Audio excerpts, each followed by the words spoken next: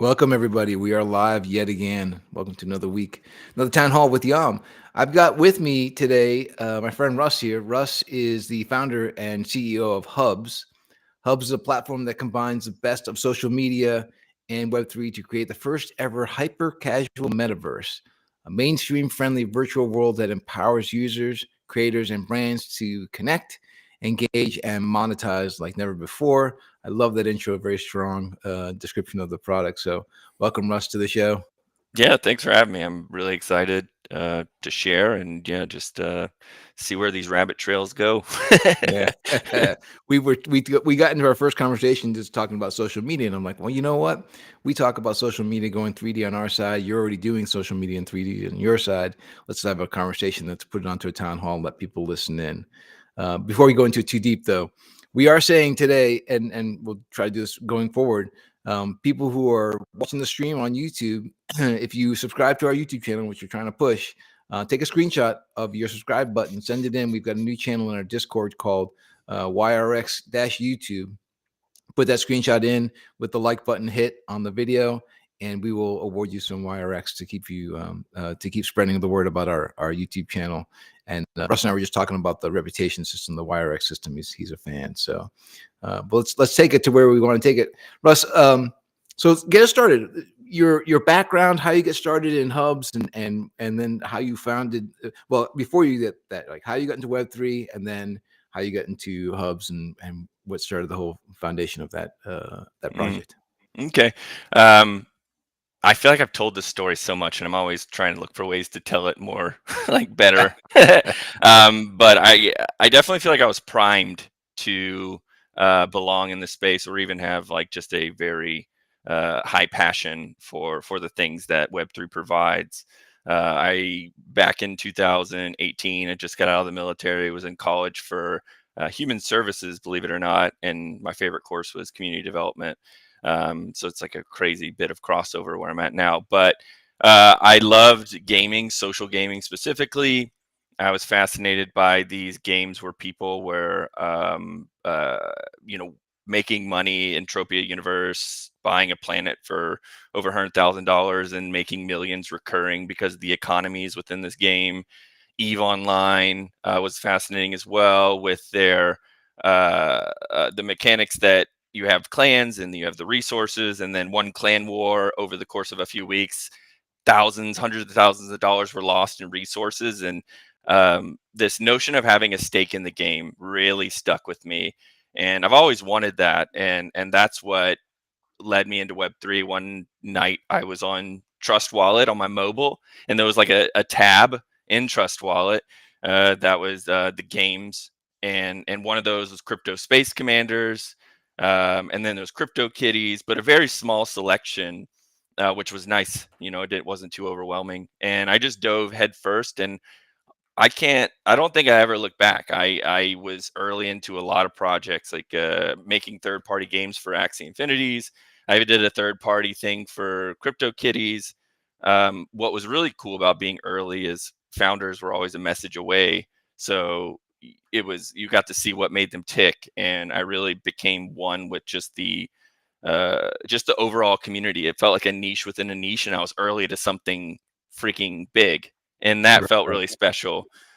So that's what got me started. Uh, was a year and a half with Blockstack, which now is stacks.org. Taught me a lot about what it means to own your data, how to tiptoe the line on SEC qualified token offerings. Great stuff there. Shifted to Terra Virtua and just dove headfirst into NFTs, intellectual properties. Got to do a Top Gun helmet release for Paramount Pictures, which was really cool. Also, Legendary Studios, Godfather posters, but it was early when if you had that level of IP involved in your marketplace, it was a big deal. And then getting to be in these conversations was just super eye opening and fun. And then I got really heavy into the independent art side.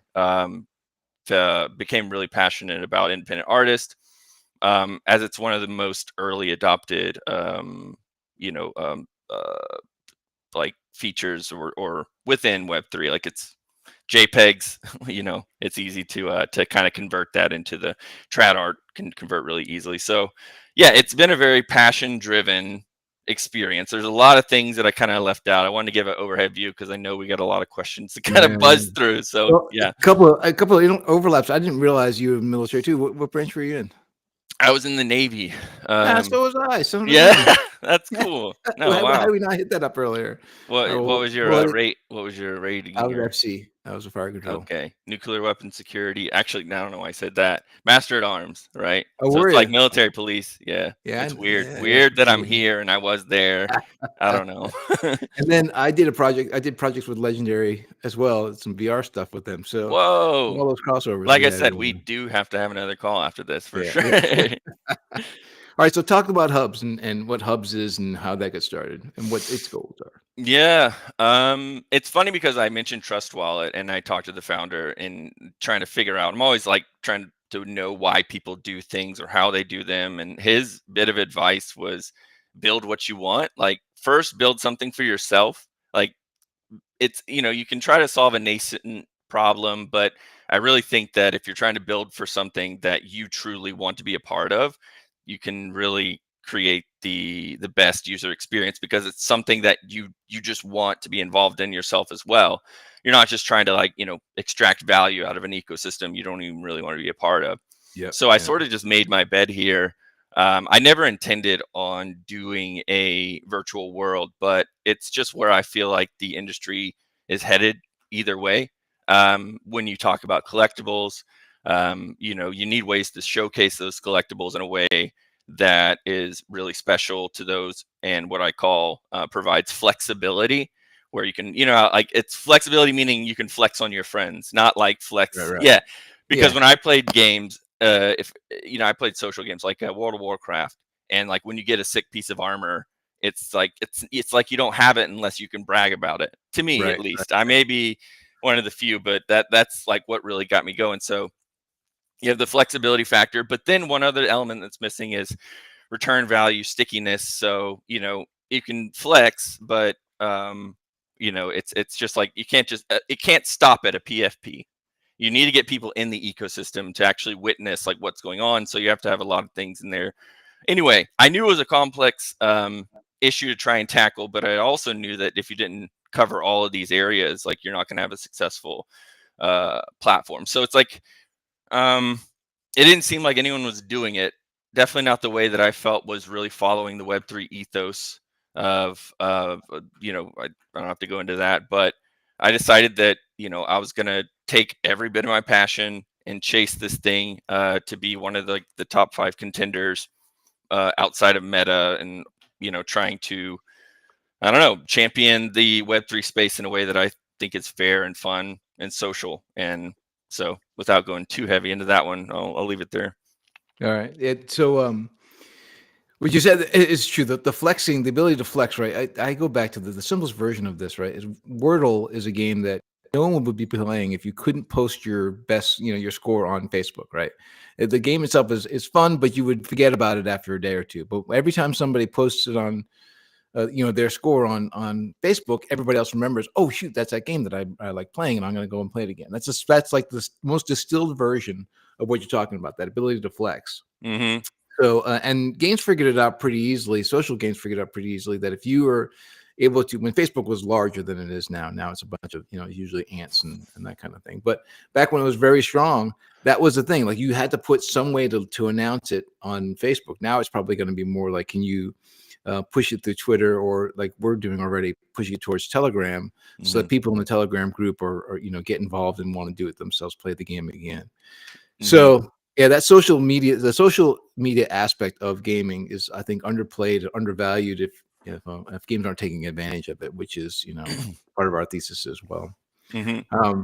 But you and I, when we first started talking, you showed me hubs, and I was saying, well, some of the things that we talk about is that that all the internet is going to go to 3D, or not say all of it, most of the internet, or you'll have a version that's 2D because some people won't ever make the conversion, but many people, like the next generation, who's doing everything in 3D now. Every game they play, every time they're online, they're playing a game. They're gonna want to also be in 3D when they're going to the social media sites. So I've talked about the idea of having a virtual apartment, and you're Hmm. like, yeah, we already use that here in Hubs. So we kind of laughed about the idea that the 3D space is something we both think is, we have a shared thesis anyways. Hmm.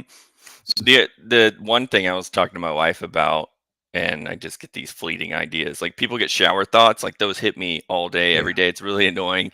But I was just randomly brushing our teeth, and I'm like, wouldn't it be cool if like you get a notification that someone just rang your doorbell in Hubs to your apartment, and then you treat it like a cell phone call, like, and how Right. cool that would be to have that added layer of immersion, and even be able to pop in and be on camera if you wanted to. But yeah, I think the standard is going to continue to rise, whether people think it's like we're raising the standard, or if we're comfy in this 2D virtual space. But yeah, I think there is going to be an overwhelming demand for a more immersive and, most importantly, novel experience. Because right now, I say this a lot, like, the internet to me is pretty boring. I work here. This is my place of business, but I would love for it to be fun again. And then also cover a lot of other bases. Like, I talk a lot about how we'll be doing conferences in Hubs, and these recurring really big events that people can look forward to and be a part of. But that also adds to, like, it's like you're having fun and building your professional profile. So I don't. It's a weird, it's a weird thing to be building in and trying to accomplish, but I think it's possible, to be fun and professional, like to also have all the technical bells and whistles you need, to, Right. Right. yeah, I don't know. But but again, what we're trying to do with over at YOM, we're trying to solve that, right now, to have the platform or cross device play, right? It's on your PC, but also on your phone. Um, that thing that's not really available for projects that build on Unreal yet until our network gets stood up, because Unreal is just too taxing to run on a phone. But you're right in that you want to have, that cross device play. You want it to be a single app that lives outside of either any one device. Again, on a cloud is our answer, but then it's powerful enough to reach both or reach any device. So Hmm. kind Yeah, of kind of with you there as well. Ring the accessibility, doorbell. right, right, Yeah, right, yeah, right, yeah, yeah. yeah. And then we talked about advertising, or how do you pay for all this, because that's a struggle that every developer studio has. And I started talking about product placement and how that works as a loop. But I was talking about putting a Red Bull in the refrigerator in our apartment, right? And then you click on it, and I get mad revenue because you clicked on the Red Bull when you visited my house.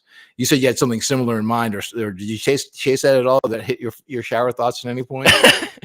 I um I mean, in terms of our revenue model, we definitely don't take a traditional approach. It's almost the opposite of an ad-driven model, which is what social media is.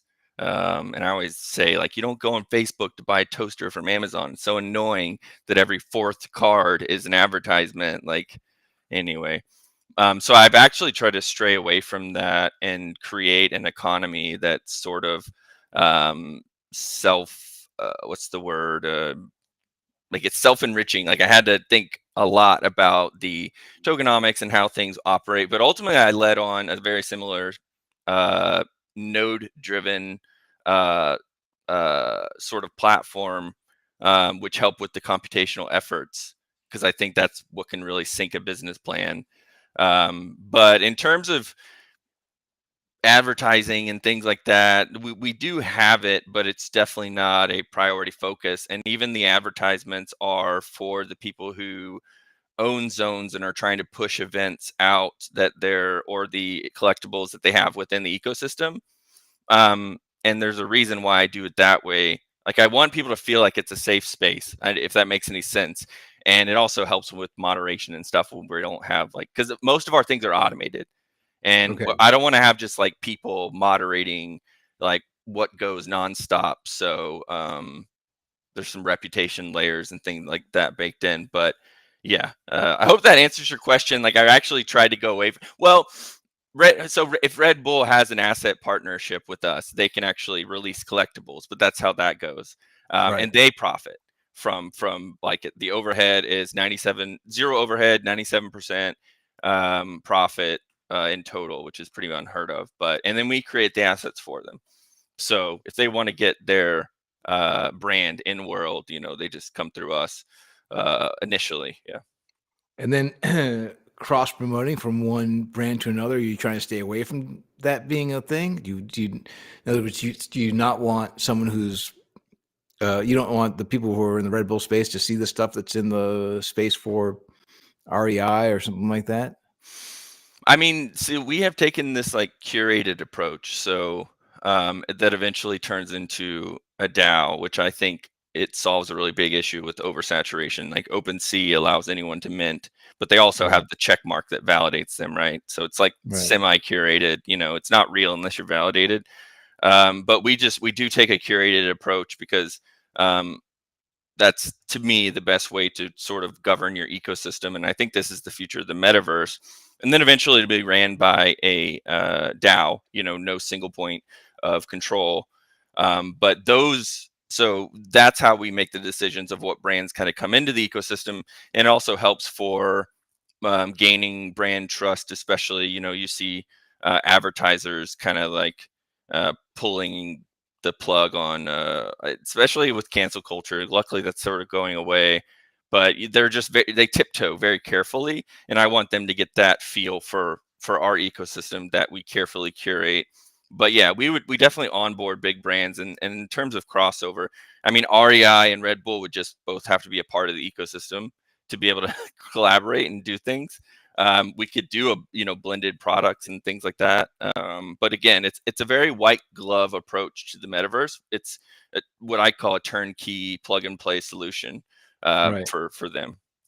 Yeah, because I know this has been brought up plenty of times in just discussion about the metaverse, right? That is that Disney certainly doesn't want to be in the same space that an R-rated movie is in, right? Yeah. Because they have a brand to protect and they want to try to, so they will want to be firewalled off into their own version, right? hmm Um, and will the metaverse allow for that, or when? By the way, I never really asked you this question. When I use the term metaverse, I don't know if you've read the book, right? But I forget. I'm getting the guy's name. It's in the bookcase behind me. But that case was being made in the book that there's a single metaverse, like there's a single internet, right? It's not like a bunch of different metaverses, and you have a Disney metaverse and the Epic metaverse or whatever.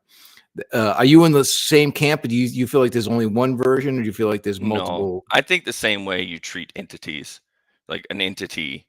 Because unless you're saying one metaverse, let's say, and you're considering the metaverse augmented reality, so it's overlaid onto the existing reality. So you have a finite amount of space that's available, so you can kind of like understand scarcity is important when you talk about metaverses. However, I take the stance of that it'll be ecosystems. So, Disney, I think it's fine for Disney to have their quote unquote metaverse. And I think it's actually in our best interest that people are competing for the best experience of like, you know, bring your collectibles here because we give you the best experience, right? And we're the most fair when it comes on when it comes to like OpenSea does a 2.5% on transactions, Right, and we do 3% whenever you cash out to fiat, whatever. But I love the fact that it's like we're all competing for the best experience, and I don't want it ever just to be a sort of a one size fits all. We create this open standard. No one's like trying to make a even better experience and competing to be. I think that's healthy, and I think that's what a metaverse should look like. And I mean, I don't know. Even using the term metaverse is weird for me. I was supposed to remove it from all my deck material and things like that because it's such a dirty word. I'm glad it's coming back. But yeah, I think roving ecosystems with their own parameters, with their own like, and you just choose like which one you feel like aligns with you the most. It right, doesn't mean they can't be connected to others in a way, and it would be interoperable for sure.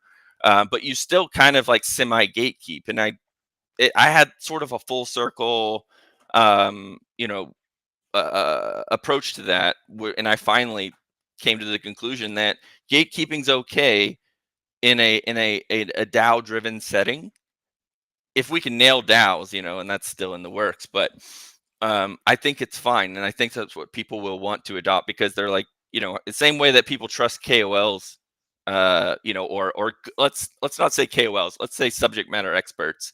Like, I Okay. trust a subject matter expert I've kept up with her all this time. He tells me that, I don't know, like, this is the right thing to do. I believe him because I don't have time to become a subject matter expert. Like, I think that's healthy to have, professionals you rely on. And the same way when you want to, that, yeah, these people are part of this DAO are going to make the best decisions for an ecosystem you want to be a part of. Again, I think that's okay. You get the freedom of choice. It's an interesting thing. Like you in the real world, you make that decision up by the neighborhood you move into, right? Mhm. The country or the state that you live in, which school you send your kids to. Like you make those decisions. If it's without without the physical limitations that when you're inside the metaverse space, you can go down the path that you don't really you didn't mean to, you didn't want to, down a rabbit hole, and you're stuck, or you're out someplace past where your comfort zone is, and I guess there's some reasons to at the very least put signposts up that say you're entering this space and you'd be more aware of it. But yeah, when I read, it's Matthew Ball's the name of the author I'm trying to Mm. think of, Matthew Ball's Metaverse book, and when you read it, it's very academic, and he's very, when you hear him talk, he's very sure that he's right, that's only going to be a single one.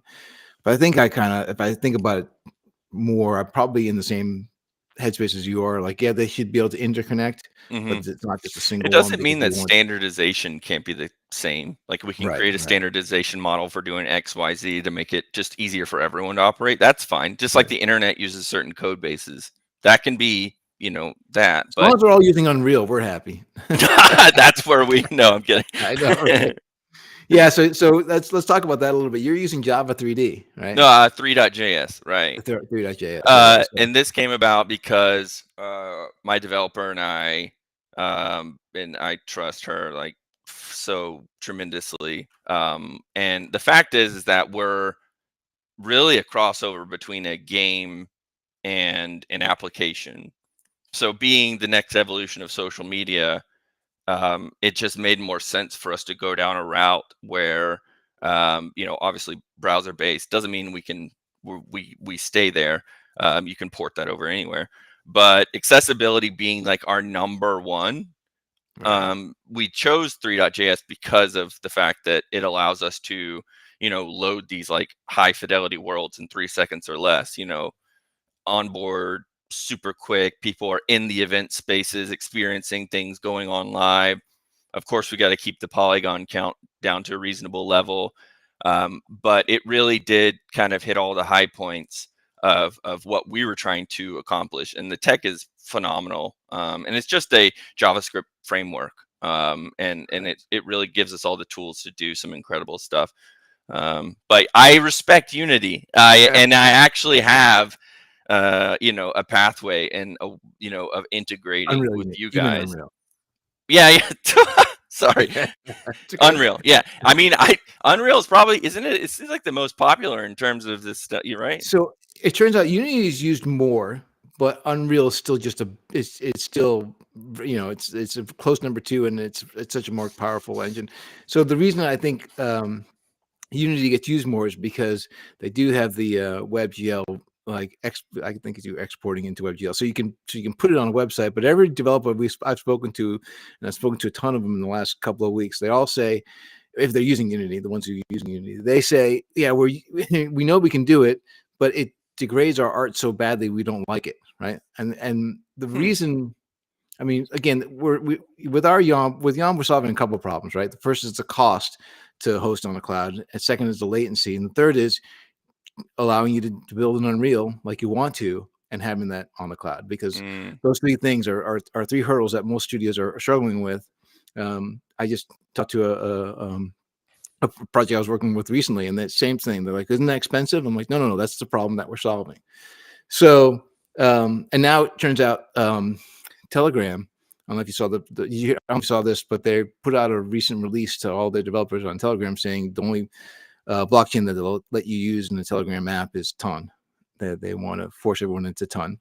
And I understand why they're trying to prevent scammers and everything like that. But again, fortunately for us, we overcome that for people who want to put their game up in Telegram. So, yeah, so great that you're thinking about a path to unreal, because we'd love to have you over here. And I think, again, our theses align so well that our Mm. thesis is a theses. How do you say plural Yeah, theses? no, it's, yeah, thesis, yeah. Okay, all right. We have the same thesis, basically, that people are going to be want to be in 3D when they're on the internet in the very near future, Yeah, for most of their I'd love interactions. to think that because in one instance we're sort of like a Steam, if you consider a Steam in 3D, and we have what we call smart items that are pretty much portals into uh, fully, full-fledged games that would be dictated on our partnerships, of course.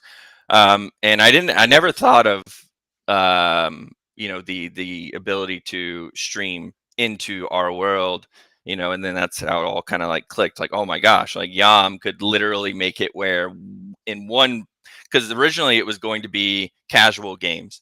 We call ourselves a hyper casual metaverse. It made sense that we would probably orient ourselves more towards casual games. And so the smart items would be more like board games and turn-based things, Right, but the fact that, what YOM provides us would be the ability to actually embed full gaming experiences in world, because we're yeah, more like a website if anything. And then, having that portal, I mean, really opens up some extreme doors to, because talking about stickiness, you can't right, just like expect people to be there for the social part, which I hope they do for the most part. That's what we're tackling first in our development cycle.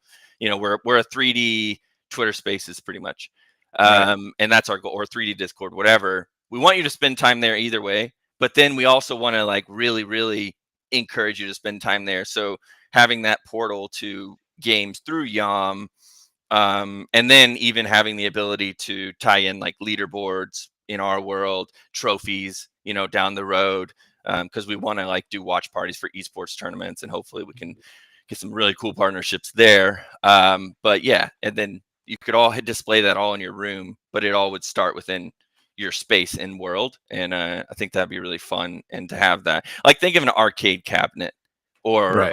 a card table you and your buddy step in front of, you both click play, and now that is embedded. That's the goal that we're going after, and YOM definitely ups the quality standard, everything, I think. And it's funny, I never thought about it until we started talking. Well, we also have that same, like, um, I think I told you this already, but part of our thought process is that if we make it really easy for people to put their game on the network, the same type of ease as it is to put a video up on YouTube, like you drag and drop it and type in whatever description you want and the game is live. We, if, and that is our goal, to make it that kind of easy. It means that it's not going to be all like massive 40-hour shooter games that are going to be on there. It's going to be really novel games, things that break the mold, that people are building all the time, really great game mechanics, but they get overshadowed on Steam, where I forget the number of how many games a month get added to Steam, but it's something ridiculous, right? Yeah, And only a very small handful of them are profitable, and they get attention, yeah, that's because it turns out, I just read an article this week, or just released, that Steam is incentivized to, that what they do is they watch your game when you launch it on Steam, and if you don't get traction in the first week, their algorithm kind of pushes you down and puts a new game, that just got released, because they have so many games being released all the time. They're just trying yeah, to find the next hit. If you're yeah, not a hit immediately, you go yeah, unnoticed, and that's, again, hurting all these game studios are putting a lot of time and effort into their games, and it creates something really cool, but no one sees it. So, partly a part of our work is to try to get those games to get noticed and make it easier for even people who don't have the hardware to play them, to get to play them. So yeah. embedding them in a social space, again, if you have a social space, a 3D social space that people are hanging out in, and Hmm. everyone's like, "Hey, this new game just dropped. It's Hmm. a really Well, quirky mechanic, but we love it." yeah. Then they're passing around to each other into a social space, jumping in and out of that game and back into the social space. I think that's great. It's funny because it would tie into our discovery algorithm that takes what's in your wallet, the friends you have, mutual friends, the events you've attended, and it's pretty much like, if you take Discord and TikTok and they have a baby. So we have this infinite scroll that populates as you scroll and gives recommendations. Um, you could have the game recommendations in there as well, which I love the idea of, niche interest. And I think that's something that's been a real problem is that, you know, we have these big buckets for these first person shooter, you know, big bucket for, I don't know, like, but you don't see people getting their needs met when they maybe not be entertained, Right. but they also don't find that niche thing that they want to actually, you know, participate in. And so it's got like Kevin Kelly's Thousand True Fans. It's like, but Yeah.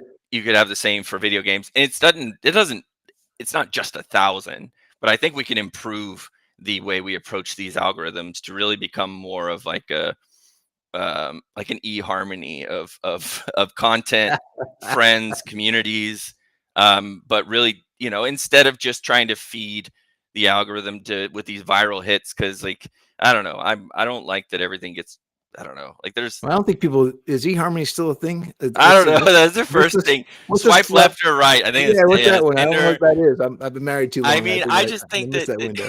but it's the notion that it's more, instead of like a parasocial relationship, you know, like it's a one to many, you have almost a symbiotic relationship, which I just think we need to find a happy medium between parasocial and symbiotic. And I think that's a sweet spot for finding things that you really, really enjoy. It parallels into NFT art. It parallels into so much. And then I mean, it's how I fell into NFTs being like so big to me personally, is when I discovered NFT art, and I didn't know that, you know, there was this buffet out there, because I would go to Target and I would buy just what they had and I thought it was cool, but then I went to my friend's house, they have the same thing, and I mean, but then I went on OpenSea, you know, when it was cool, and I just discovered art that I'm like, man, this is really cool. And one interesting thing that happened is I ended up interviewing some of the artists that I'd bought art for, like Brian Brinkman. And it's like our personalities really resonated. And I thought that was an interesting thing there. So maybe that's why I'm thinking about like dating and collectibles and gaming and stuff. Cause like you probably will resonate with the developers of a game you really enjoy. For, you know, I Yeah. think that's going to be, and it would be really cool if you could talk to them too. Like it's a small enough community where that could happen. Well, think of it this way, right? If people who make the games also allowed the characters from the games to be avatars that people can walk around in the social space as that avatar, right? Mm, And you see somebody who's sporting the avatar of one of the games that you've really liked, yeah.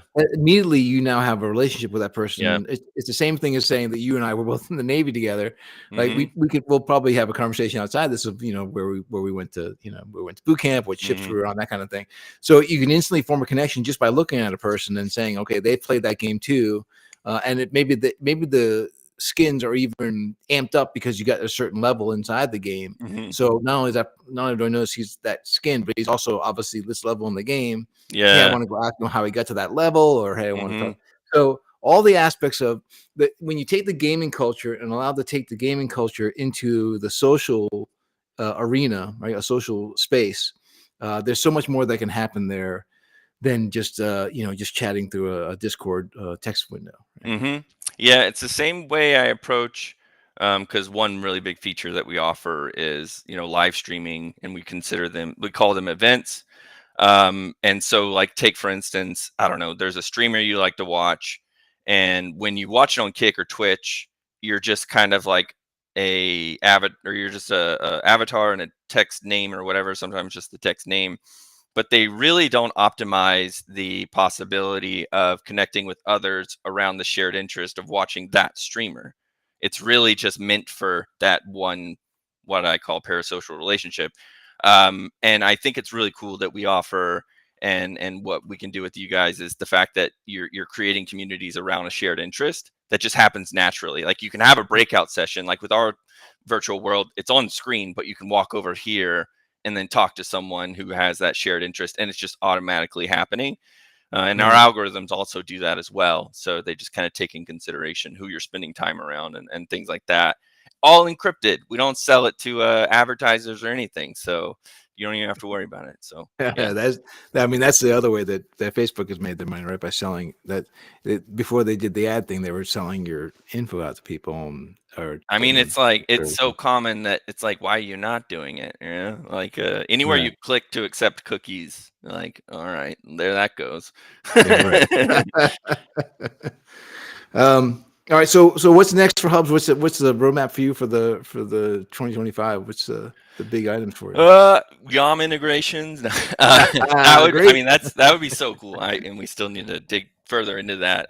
But yeah, I mean, right now I'm, pushing for a, property. We've sold a lot of properties in the Hubs Tower because people wanted a lower entry point. It sort of jumped our roadmap a little bit because like we weren't going to have the property sale until things were more in place. But we did that. We've sold 45 of those, and we have 100 less left in our tower that we'll be doing a public launch probably around the same time as ETH Denver, Okay. and that'll be fun. But yeah, kicking off our 1.5 year long go-to-market strategy that aligns with the feature release of new things. But most importantly, creating like the best feedback loop with the community so we can build something that everyone loves and enjoys. And yeah, it's interesting. I think NVIDIA said like they don't have a 5 year plan, and they just they kind of go week by week. And I'm like, man, I wish I would have heard that first so I could like justify how I don't like planning. I just like, it's like, especially in Web3, everything is so dynamic, and things change, tooling changes and stuff. So even when it comes to blockchain, like we're still trying to decide like what's the best long-term home Right. there. And it's just interesting. But yeah, that's sort of the high level stuff. I'm going to be releasing the full documentation so everyone can know every aspect of the project, the why behind every what, and hopefully get just as excited as me. And yeah, I'll grow in the community, of course. Yeah, that's pretty much where we're at right now. That's playing up. I have to say. All right. So people can find Hubs at hubs.com, right? Hmm. You guys have Telegram and Discord, or Telegram and Discord? It's more of like we just push out announcements on Telegram right now. Okay. Discord, you can go to hubzz.chat. So, Okay. and then hubs.com if you want to try out the demo. A lot of fun stuff there. I'll give anyone a tour if they want one. I always love to share. And yeah, I mean, and we love smart people and developers. So it's like rare Pokemon. I collect them for sure. Okay. So if you want a home to share your brain, like come on in. Is it fairly engineering centric? The In community? terms of I mean, I have a more the merrier when it comes to developers. Right. As long as they can align with our ethos and what we're doing, it really is. I genuinely, that's probably where I spend a lot of time, making sure that we're building something that's technically feasible. And so yeah, I like Right. talking to Right. anyone who really, really knows what Well, they're. maybe it's Yeah. worthwhile for us to get in there to start trying to find out where the Unreal developers are. Again, Mhm. those indie Unreal developers, and see if we can Yeah. push them over to YOM as well. Right. Yeah, yeah. Which is funny because that's how I discovered Yum, is that Rashid from Metagravity, which Oh I yeah. highly respect. I think he's one of the most intelligent people in this space. And he's like, Then "Oh yeah, you should yeah, be we watching our used town hall we used announcements. Yum." And I'm like, "That's insane." And so that I Yeah. was already like super confident before we hopped on our first call. I'm like, these guys have got to be the bee's knees. If they won over Rashid, like that's huge. So, and it, definitely validated my curiosity on what you guys are doing. I think it's really definitely a hidden gem, and I'm glad that I'm in early, to where I can kind of see you guys really take off. That's right. That's right. I forgot that Rashid is the one who put us together. So you'll be interested in our next in a very soon up and coming town hall. I don't want to spoil the surprise, but Yeah. um, No, yeah, we everything you guys are doing, I'm gonna keep up with because I'm gonna be pushing for that integration. Honestly. nice, I nice. don't have Well, the when we energy to look anywhere else either. You guys are cool too. You're local. I can drive, that's right, that's right. We determined you're about 2 hours away or something like Yeah, that. yeah, yeah. All No, down the no. I street. may Yeah. live there. It's nice. Yes, yeah, South yeah. Carolina. Well, Yeah. come on up. We got a pretty good culture up here. Again, I'm out in the hinterlands and the farmlands and things up by the mountainside, so Even better. it's Yeah. pretty quiet. When an airplane passes overhead, I get surprised. It's that kind of Really? quiet. Yeah. Okay. Then I'm definitely excited to check that out. Yeah. All right, Russ. Well, thanks again for joining us. Thanks everybody for paying attention. If you haven't already hit the like button, do that now, and subscribe button. Send a screenshot over to the Discord channel for it, and we can award you some YRX. And if you have suggestions for other guests, let me know, or ways I can make the podcast better, or I say podcast, but I can make the town halls better. I'm taking all kinds of feedback as well. Thanks, Russ. We'll talk again soon. Thank you. All right. Thanks, everybody. Cheers.